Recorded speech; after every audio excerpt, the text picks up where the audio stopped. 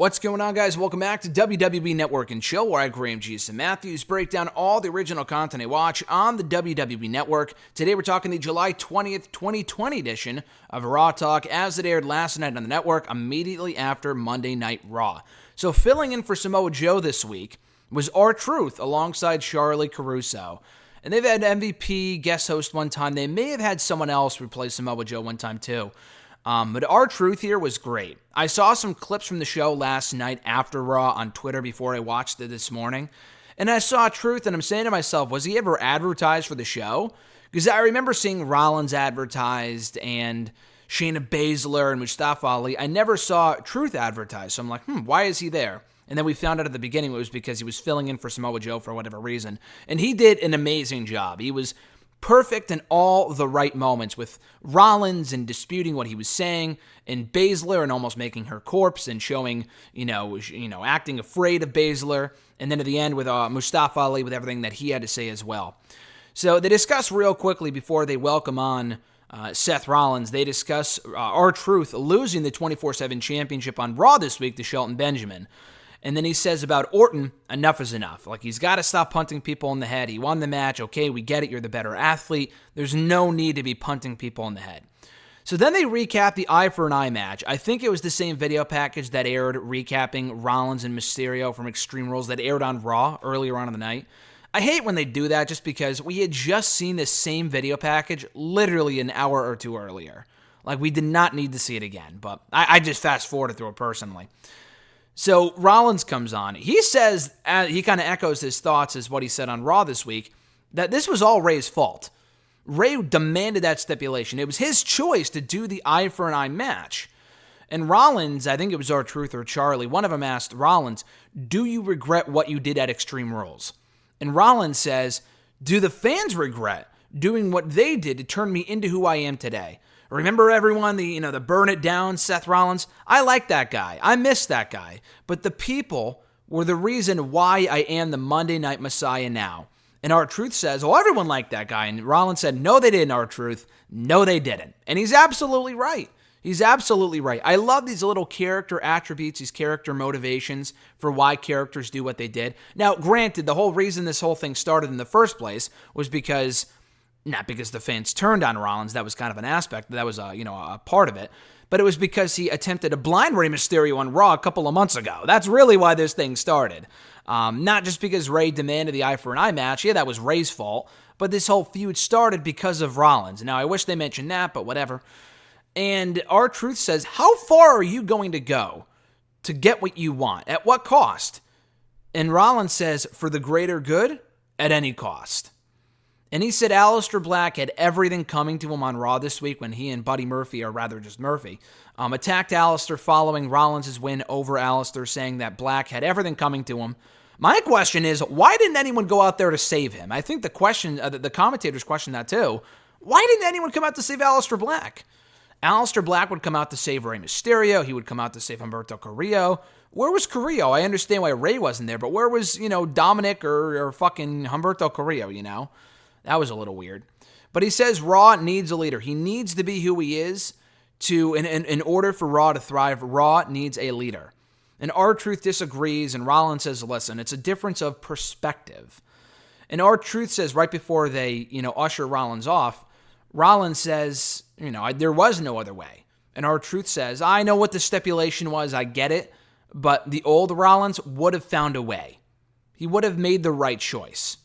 And Rollins says, listen, I tried, but I couldn't have. It wasn't, I did everything I could, but, I did make the right choice. I did what the stipulation asked me to do, which is completely accurate. There's no reason to hate Rollins for blinding Rey Mysterio. He was merely doing what the stipulation asked for. But Truth is arguing, he would have tried to do something differently if it was the old Rollins, blah, blah, blah. But he also said, listen, you're not in my shoes, R-Truth. You have not experienced and done what I've done in this business. You've been here for a long time, but you have not done what I've done. Not, experienced what I've experienced, not seen what I've seen. And I am truly sorry to be in this situation. So I thought that was great. They then welcome on Shayna Baszler, who says, listen, I didn't come in here with this notoriety. I didn't name drop anyone. I came on here on my own dime. I came to WWE, the top wrestling company in the world, on my own merit. Now, granted, she was friends with Ronda Rousey, and that's probably why she got the shot in the first place. But she's right. She didn't name drop Ronda Rousey in her, in her up and coming run in NXT. She accomplished everything on her own, albeit with the help of Jessamine Duke and Marina Shafir. But other than that, she did everything else on her own. She said that she's here on Raw to show off her talent, and right now she doesn't feel as if it's a matter of talent. She feels it's more of a beauty contest. And then Baszler said something about, oh, I'm sick of being, relegated to the back, being relegated to catering, blah, blah, blah. And then R-Truth brought up, well, catering was actually pretty good today. It was actually. And then Charlie agreed, and R-Truth said, yeah, it was actually pretty good today. And then Shayna said, no, it wasn't. And then R-Truth said, you didn't have like the cocktail shrimp or whatever it was. You could have used the tartar sauce. And when he said that, that was what pushed Shayna over the edge to make her corpse.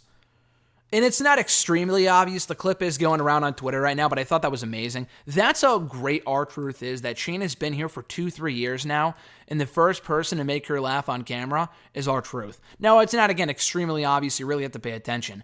But it's very clear that she stops talking and, looks down into her jacket because she's trying not to show that she's smiling or laughing. That was awesome.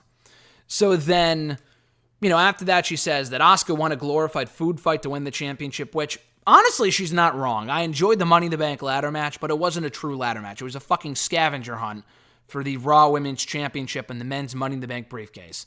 And Asuka won that.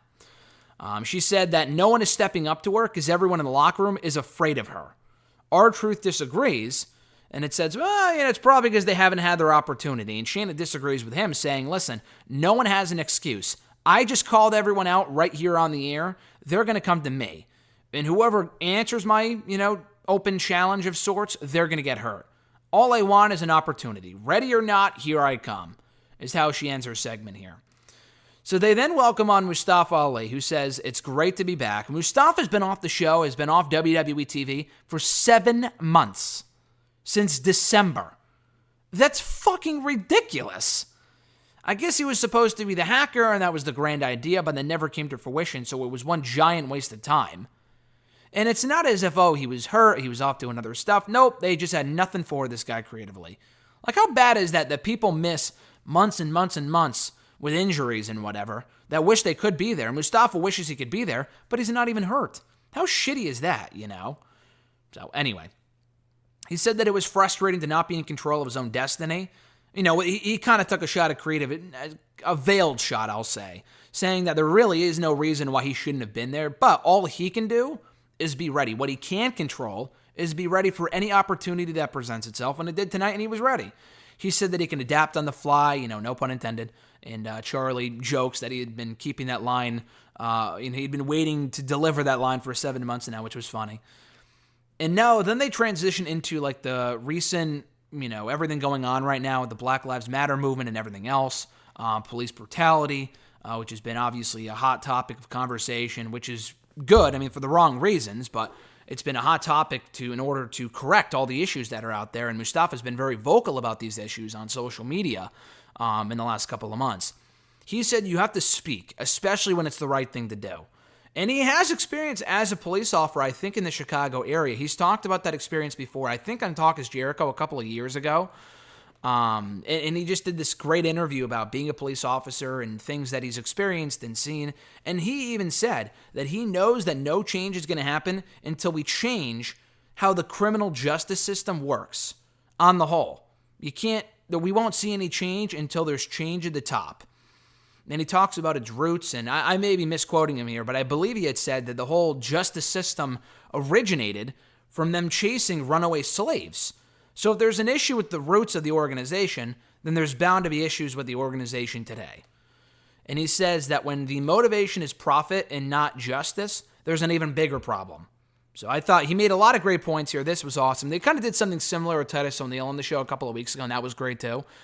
But he kind of relates it back to WWE, saying that the whole locker room is the most culturally diverse it's ever been. And he's happy to see people within WWE speaking out and being, seeing these people be the, for lack of a better term, voice of the voiceless. He even said, I think other people have said this before, and Punk has used it in a wrestling sense, but in a literal real world sense, Mustafa Ali and people like that are acting as the voice of the voiceless, and it's great to see.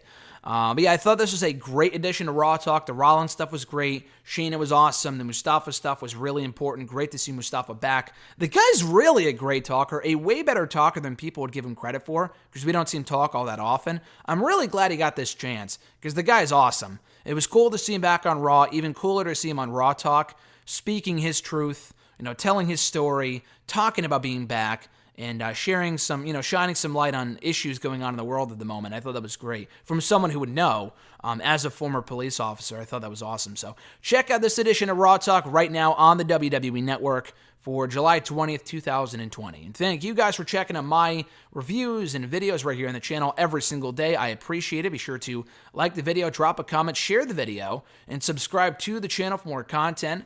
You can check out the description box down below for more Raw Talk reviews dating back to the show's debut in early June.